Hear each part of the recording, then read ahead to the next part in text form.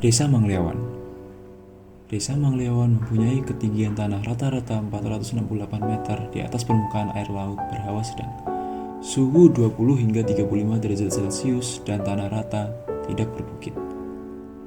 Secara administratif, Desa Mangliawan terletak di wilayah Kecamatan Pakis, Kabupaten Malang dengan posisi sebelah barat berbatasan dengan Kota Malang.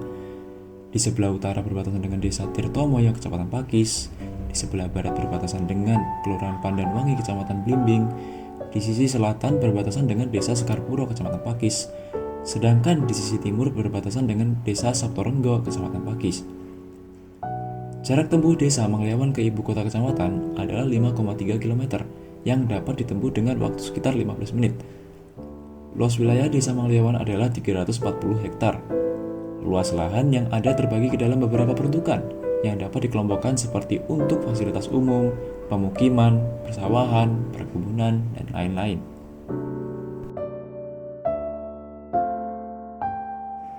Desa Mangliawan memiliki visi, yaitu menjadikan Desa Mangliawan lebih maju, transparan, dan mandiri.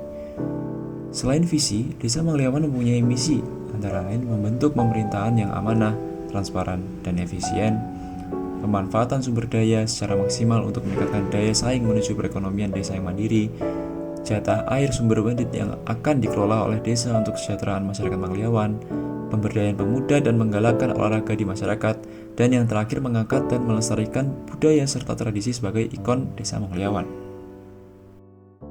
Perkenalkan, nama saya Abdul Muthalib, perangkat Desa Mangliawan, jabatan saya Sekdes. Ada beberapa hal yang mungkin kami ingin sampaikan terkait profil desa kami. Jadi perlu diketahui bahwa desa kami ini berdiri jauh sebelum kabupaten berdiri.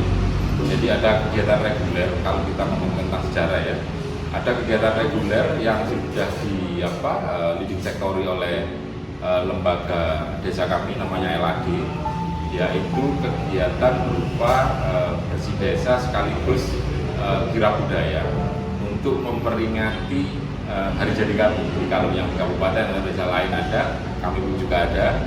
Dan di tahun kegiatan itu tertera 1000 sekian kan. Saya lupa pasnya, nanti mau diakses di web desa kami.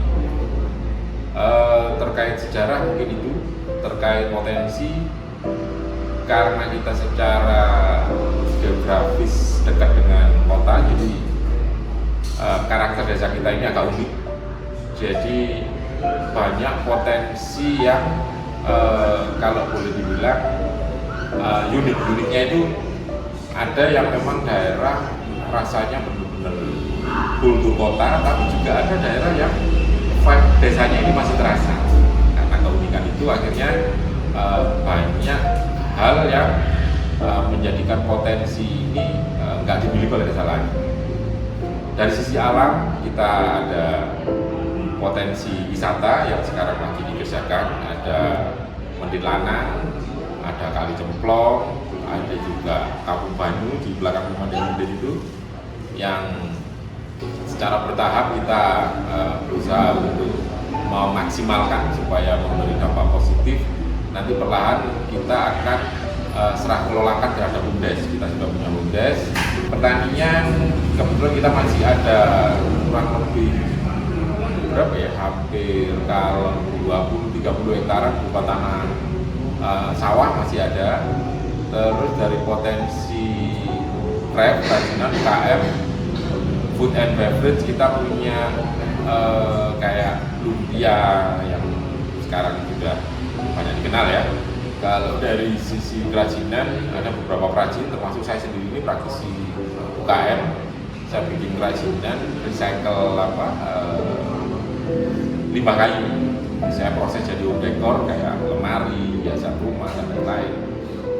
Itu kita punya. Terus ada TKD kami juga kita kelola menjadi semacam kafe gitu, dengan tujuan untuk meningkatkan kesejahteraan masyarakat dengan memberdayakan mereka yang mempunyai talenta di sana. Kita akomodir, kita fasilitasi dengan mereka bisa nitipkan produk di kafe yang kita sudah punya. Secara keseluruhan tak rasa kita dari sisi infrastruktur sudah cukup baik ya. Hampir semua jalan desa ini sudah terbangun.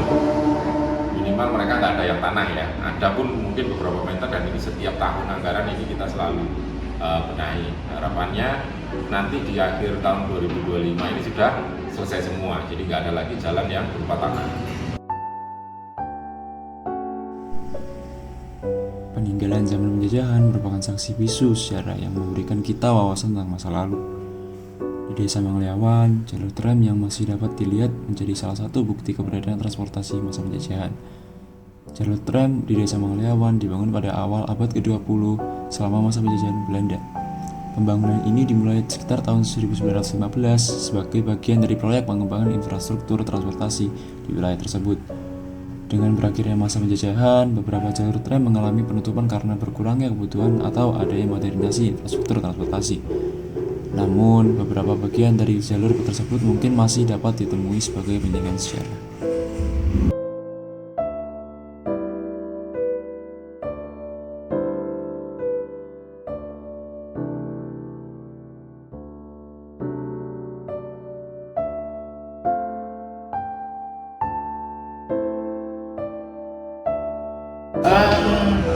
Kalau terkait apa yang menjadi harapannya, tentu kami berharap generasi muda ini sadar bahwa kita hidup ini nggak lepas dari yang namanya sistem. Jadi bagaimana kita ini harus hidup, apa yang boleh dan tidak boleh, bagaimana kita ini menata kehidupan dan lain-lain. Ini kita ada di sebuah negara yang memang ada sistem aturan yang memang harus diikuti. Ini kaitannya dengan desa ya. Nah, representasi dari yang namanya pemerintahan, jadi ingat bahwa itu apa kalau bukan desa? Desa ini kan pemerintahan. Nah, jadi kami berharap anak-anak muda ke depan ini tidak perlu lagi apatis, apalagi memandang rendah tentang posisi pemerintahan desa, karena pemerintahan desa ini juga mampu memberikan kontribusi yang sangat besar terhadap kehidupan masyarakat maupun person tentang bagaimana dia menentukan masa depannya. Kalau desa ini dikelola dengan benar, dengan segala kewenangan, dengan segala anggaran yang diberikan, kebijakan ini dilakukan secara tepat, maka pasti ini akan berdampak secara signifikan terhadap kehidupan mereka.